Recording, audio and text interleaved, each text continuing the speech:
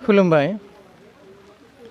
दिनैनि हाबाफारिया जादों बर'नि गुदि बाथौ धोरोमखौ नैबे राङाफारा बियाबनि सिङाव थानाय 2 नं उरुलगा गामिनि मानगोनां बिथां अन्जन दैमारिया दिनै मोजां मोनसे समायना नखरावनो बाथौ थानसालि बानायनानै दिनै गायसननाय जाबाय आरो बेखौ जोङो जिल्लानिफ्राय फैनानै आरो आनसलिकनिफ्राय फैनानै बिथांखौ जोङो बाथौ गायसननाय हाबाफारियाव जों मदद होफैनाय जादों। जों गिबियावनो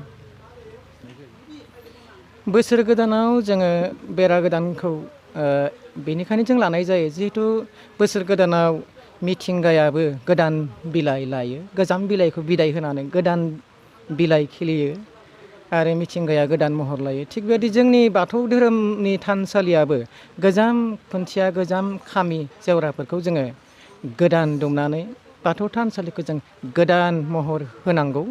बे हिसाबै जों बैसागो बोथोराव जों बाथौ थानसालिखौ जोङो गोदानै जों दुमनाय जायो।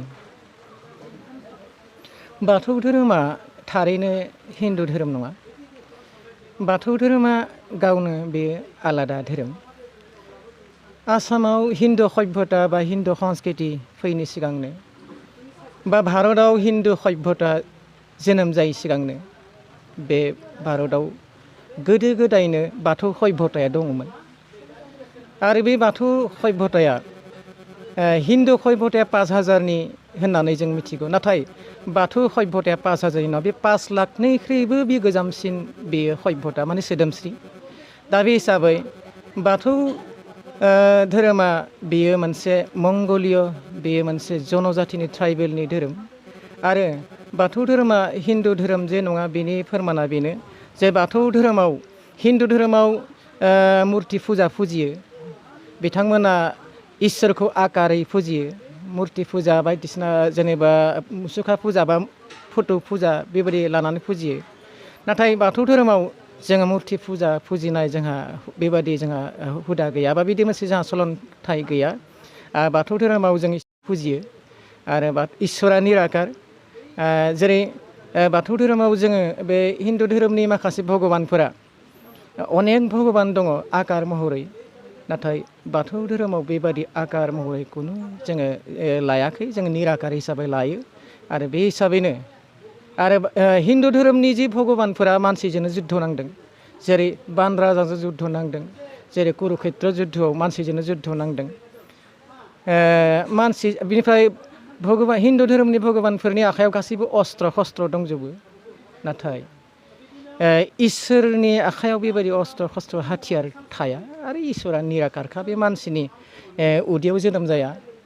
बे हिन्दु धोरोमनि जेसेबां भगबान दं बे मानसिनि उदैयाव जोनोम जानाय गोजा। बेनिखायनो हिन्दु धोरोमारि बाथौ धोरोमजों जोंहा गोबां फाराग दङ आरो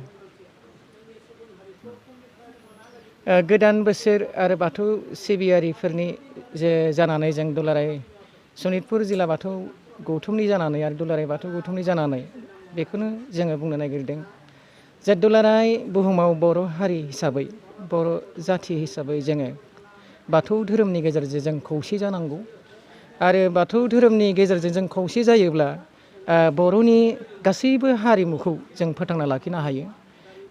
बाथौ धोरोमजोंनो बर'नि गासैबो हारिमुवा बेवहाय माने सोमोन्दो दङ।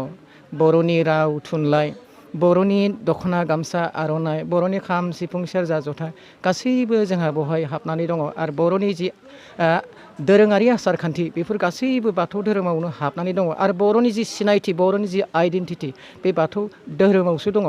दा बेनिखायनो बाथौ धोरोम सिबियोब्ला बर' हारिया सिनायथिया गोमाया, हारिमुवा गोमाया आरो बर' हारिखौ बुहुमाव गेरेमसा हारि महरै सिनायथि होनो थाखायब्ला होनो थांनांगौब्ला जोङो बाथौ धोरोमनि गेजेरजोंसो जोङो होनांगोन आरो जों निस्सय बाथौ धोरोमनि गेजेरजों जों खौसे जानो हायोब्ला बुहुमाव बर' हारिया गोग्गोमसिन जागोन आरो बर' हारिया निस्सय मोनसे गेरेमसा हारि दानो हागोन। खुलुमबाय। नोंथांमोननि चेनेलनि गासैबो न'खरनिसिमबो आङो आंनि सनितपुर जिल्ला दुलाराय बाथौ गौथुमनिफ्राय आङो मोजां हामलायनायखौ बावहरबाय।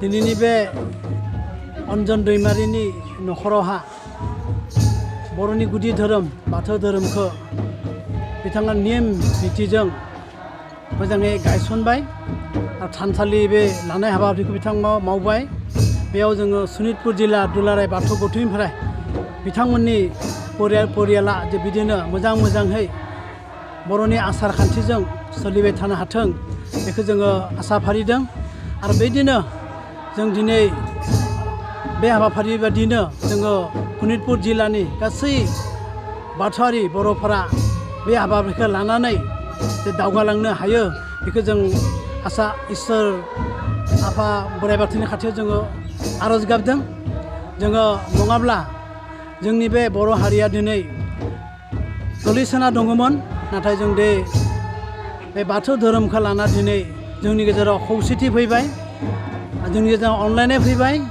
बे अनलायनाया जोंहा मोनसे दैसा बादि जागोन बिदि बोहैबाय थागोन जेरै दैसाखौ जोङो थेनानै थेरथ'नो हाया बिदिनो जोङो बिदि बोहैबाय थानांगोन आरो बोहैबाय थाब्लासो जोंनि बर' माहारिया बिदिनो बुहुमाव मुंदांखा जागोन आरो मुंदांखा जाबासो जोङो मोनसे समावहा बर' हारिया मोनसे मुलुगनां धोरोम होननानै मानिजागोन आं बेखौ आसा फारिबाय आरो बे न'खरनि जों दिनै बाथौ थानसालि लानाय हाबाफारियाव नुजाफैनाय गासै सनितपुर जिल्लानि बियाबफोरनि गासै आफादगिरि नेहाथारि आरो बे गामिनि रायजो राजा बिथांमोनखौबो आङो आंनि गोसो गोरबोनिफ्राय आरोबाव खेबसे मान बावनानै आंनि बुंनायखौ एसेनो फोजोबबाय।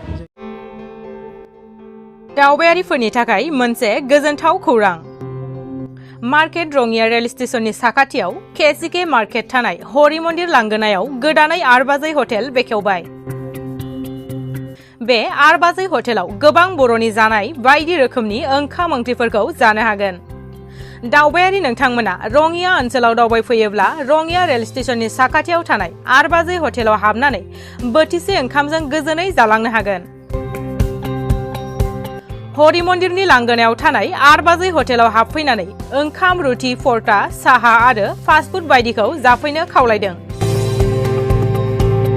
लोगोसे नोंथांमोना अर्डार खालामना दोनहरनो गोसो जायोब्ला थोंजोङै 9893850913 आरो 7635885652 जानबुं नम्बराव फोनांजाब खालामनो हागोन।